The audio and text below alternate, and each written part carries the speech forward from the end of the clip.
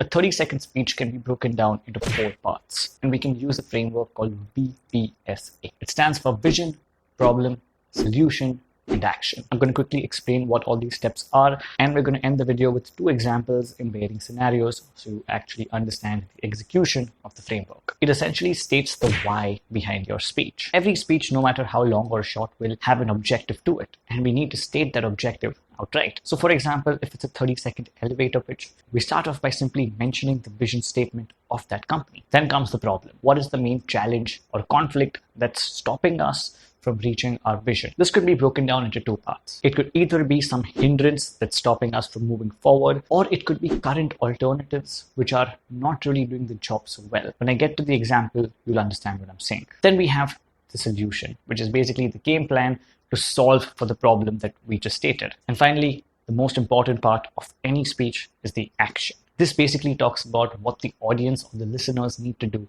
after the speech is completed. We're often so caught up in the content of our speech that we might forget to actually give the audience a call to action. So here is the first example. So if you have your own company or need to make a small pitch for an idea, this is the framework that you can use. In this example, I've used our own company, Frantically Speaking, which helps people become effective communicators and public speakers. Here it goes. About 75% of the world fears public speaking. We want you to be a part of the 25% that does not. Those who do want to learn public speaking can either purchase cheap pre-recorded courses that are not too effective or pay a coach thousands of dollars. That's where Frantically Speaking comes in. We combine group training and one-to-one coaching to give you a live audience to practice on, along with handheld troubleshooting in an affordable manner. Book a call with us and see how you can upskill your communication. In that example, we started off by stating the vision of the company, stating the problem, talking about the bad alternatives that are presenting themselves as a solution, spoke about our company and how it solves for the current challenge, and finally, the call to action. For example, if you have to give a 30-second speech on an issue like climate change, here's how you could do that. Because of climate change, Indonesia's capital is sinking. We need to ensure this does not happen to Indonesia